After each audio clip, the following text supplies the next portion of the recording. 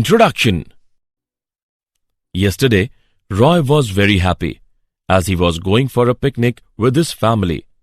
They all were traveling smoothly. Then suddenly a dog came in their way and his father applied hard brakes. They all felt a jerk and fell forward. Then Roy asked to his father that, "Why we all fell forward when brakes were applied?" Then his father replied him that, "It was due to inertia of our body." This means that while the car stopped, their body remained where it is due to inertia. Now, let's learn more about inertia and laws of motion.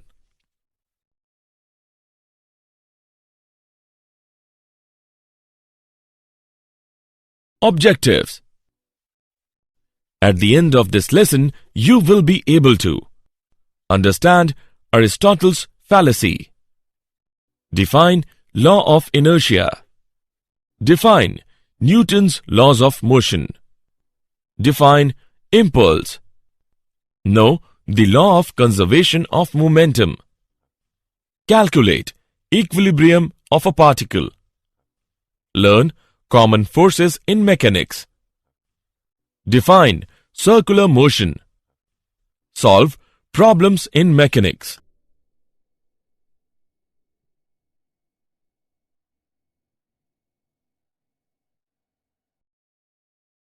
Aristotle's fallacy. According to Aristotle, the Greek thinker, an external force is required to keep a body in motion. Let's understand with an example. A toy cart is at rest. When a boy pulls the handle attached to the cart, then the cart comes into motion. And when boy releases the handle, then cart comes at rest. Now, according to Aristotle, cart came at rest because there is no external force applied on it. But actually, the cart comes at rest due to frictional force of the surface, which opposes the motion of cart.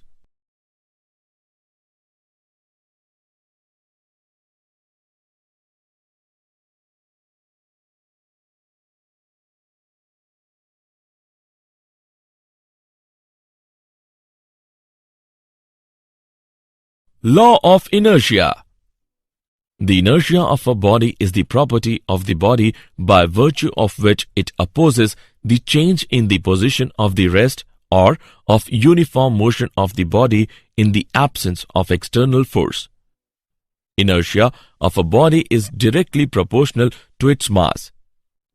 Any velocity once imparted to a body will be definitely maintained as long as there are no causes of acceleration or retardation, a condition which is approached only on horizontal planes where the forces of friction has been minimized.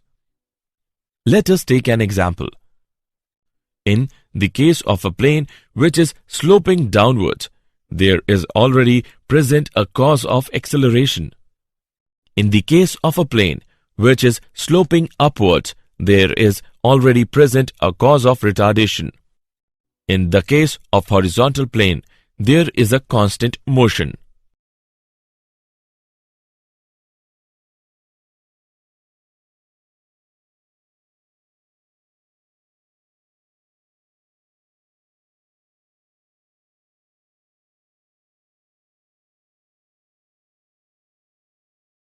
Newton's first law of motion. Newton's first law of motion states that every body continues to be in its state of rest or of uniform motion in a straight line, unless compelled by some external force to act. If the net external force on a body is zero, its acceleration is zero. Acceleration can be non-zero only if there is a net external force on the body.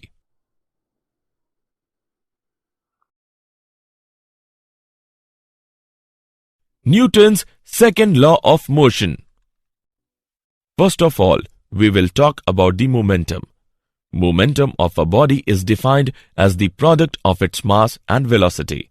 P is equal to m into v. It is a vector quantity. The direction of momentum is in the direction of velocity. Its SI unit is kilogram meter per second. Newton's second law of motion states that the net external force acting on a body is directly proportional to the rate of change of its momentum. Its equation is given as: consider a body M initially moving with a velocity of u meter per second.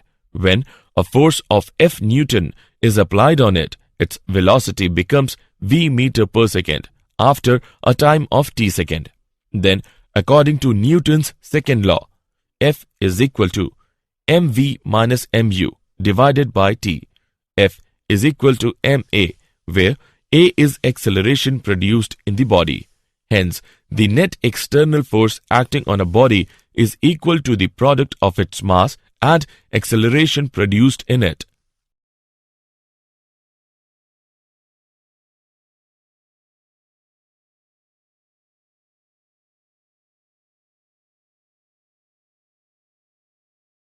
Example: constant force acting on a 8 kg mass change its speed from 2 meter per second to 3.8 meter per second in 25 seconds.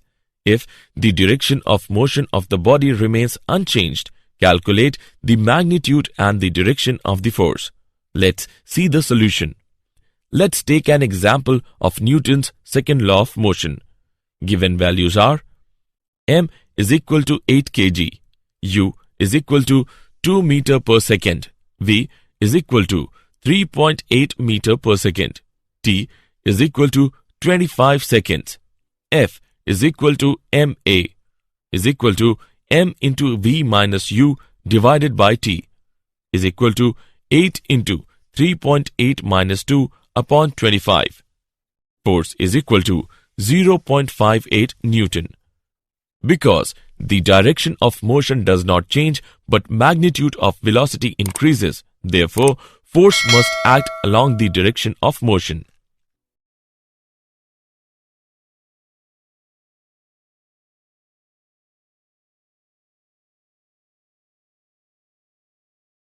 Impulse.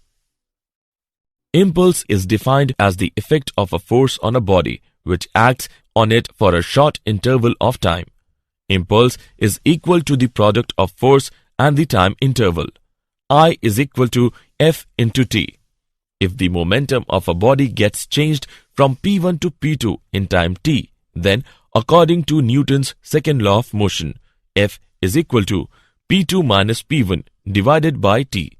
Impulse is I is equal to P2 minus P1 divided by t into t. I is equal to P2 minus P1.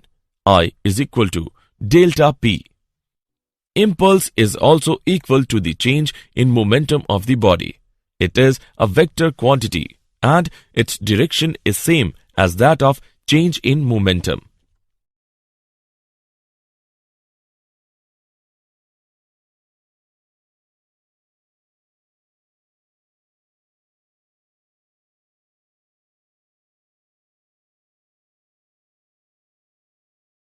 Newton's third law of motion. Newton's third law of motion states that to every action there is always an equal and opposite reaction. Action and reaction are equal in magnitude, opposite in direction, and act on different bodies. A man rowing a boat with the help of oars, a ball is bouncing on the ground are the examples of Newton's third law of motion. Consider a pair of bodies A and B. Then FAB is equal to minus FBA. One of the two forces involved in the interaction between two bodies may be called action force. The other force will be called the reaction force.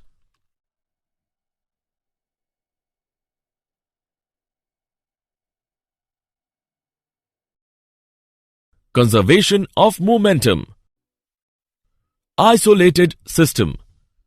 A system is said to be isolated if there is no exchange of mass and energy between the system and surroundings.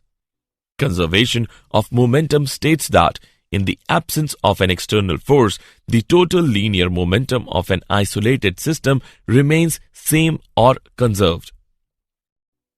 Explanation using Newton's second law of motion. When there is no external force, F is equal to 0. Then dP by dt is equal to 0. P is equal to constant.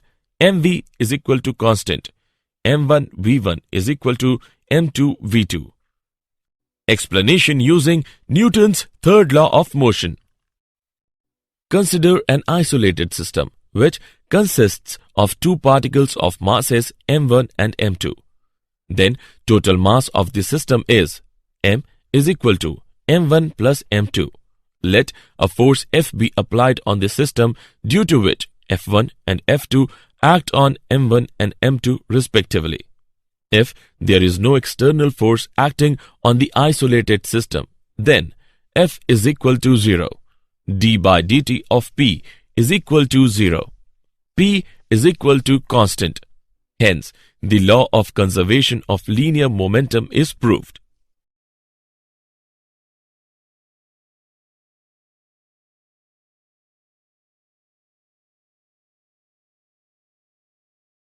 Equilibrium of a particle. When there is no change in the state of rest or of uniform motion of a body on which the forces act, the body is said to be in equilibrium. Concurrent forces are those forces whose lines of action intersect at a common point. The figure shows four concurrent forces F1, F2, F3 and F4 whose lines of action intersect at O. A body in equilibrium may be or may not be at rest. The condition necessary for equilibrium of a body under the action of concurrent forces is that the vector sum of all the forces acting shall be equal to 0. Lamy's theorem states that if three concurrent forces acting on a body keep it in equilibrium, then each force is proportional to the sine of the angle between the other two forces. Let F1, F2 and F3 be three concurrent forces in equilibrium. Then, according to Lamy's theorem, F1 upon sine alpha is equal to F2 upon sine beta is equal to F3 upon sine gamma.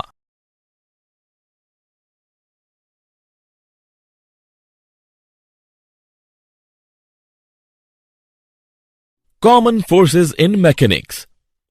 In mechanics, we encounter several kinds of forces. The main contact forces in mechanics is friction. Friction. It is defined as an opposing force which is set up between the two surfaces in contact when one body slides or rolls or tends to do so on the surface of another body. It acts on both the bodies tangentially on the surfaces in contact and obeys the Newton's third law. Limiting friction. The force of friction between two bodies in contact when one body is in position to just begin to slide over the surface of another body.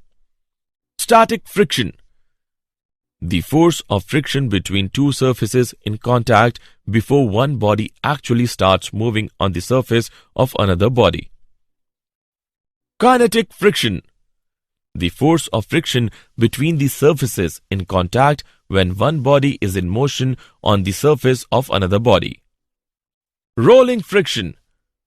It is defined as the friction that comes into play when the bodies like ring, disc, sphere or cylinder rolls or tends to roll over the surface of another body. Rolling friction is less than the sliding friction. Friction is a necessary evil. Friction always opposes the motion and energy is dissipated in overcoming the friction. But at the same time, it is necessary because it helps us in walking, moving bodies and transmitting power. Methods of reducing friction. Friction can be reduced by reducing the value of coefficient of friction for the two surfaces in contact. This can be done in the following ways. Number 1. By polishing. Number 2. By lubricating using lubricants. Number 3. By converting sliding into rolling.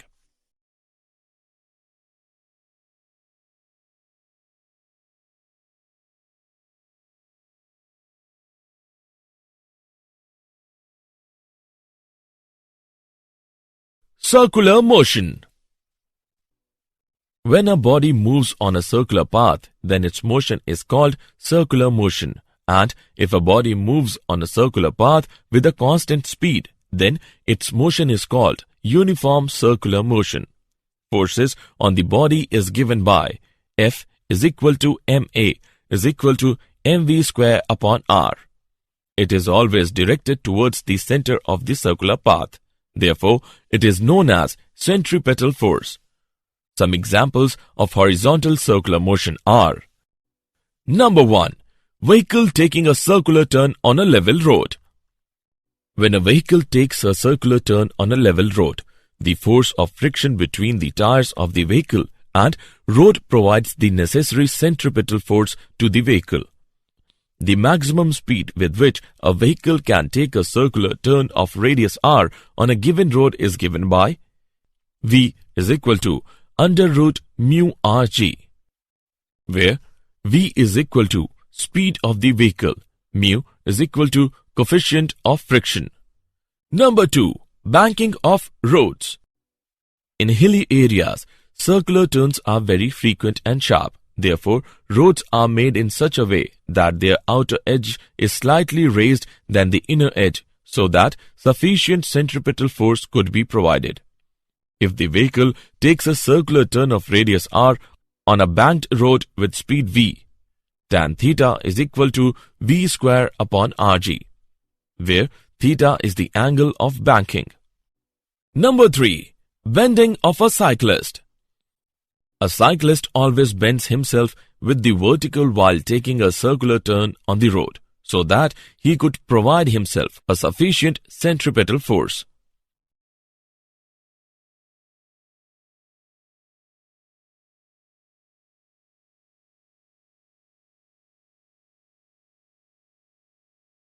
Solving problems in mechanics. To solve a typical problem in mechanics, we should use the following steps. Step 1. Draw a diagram. Step 2. Choose a convenient part of the assembly as one system. Step 3.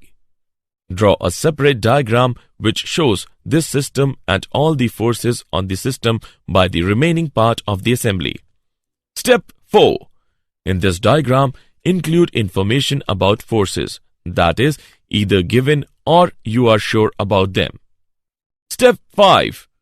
If required, follow the same procedure for another choice of the system.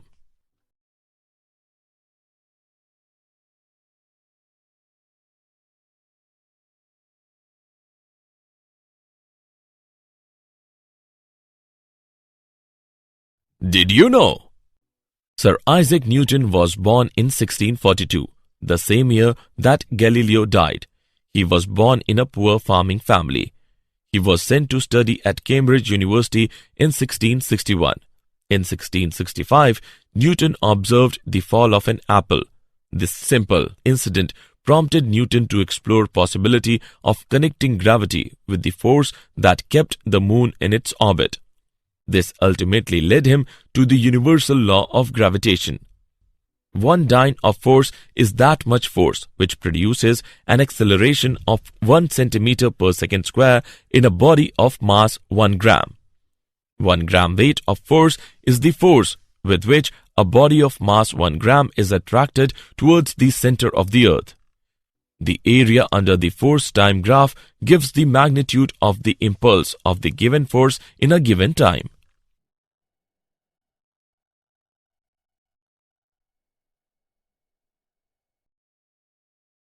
Summary. Let us summarize what we have learned. Gravitation is a natural phenomena by which physical bodies attract with a force proportional to their masses. The inertia of a body is the property of the body by virtue of which it opposes the change in the position of rest or of uniform motion of the body in the absence of external force. Newton's first law of motion states that every body continues to be in its state of rest or of uniform motion in a straight line unless compelled by some external force to act. Newton's second law of motion states that the net external force acting on a body is directly proportional to the rate of change of its momentum.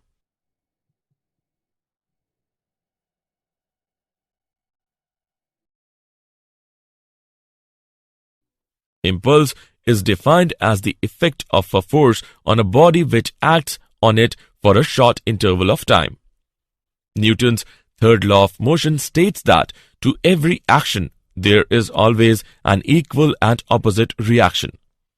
Conservation of momentum states that in the absence of an external force, the total linear momentum of an isolated system remains same or conserved. When there is no change in the state of rest or of uniform motion of a body on which the forces act, the body is said to be in equilibrium.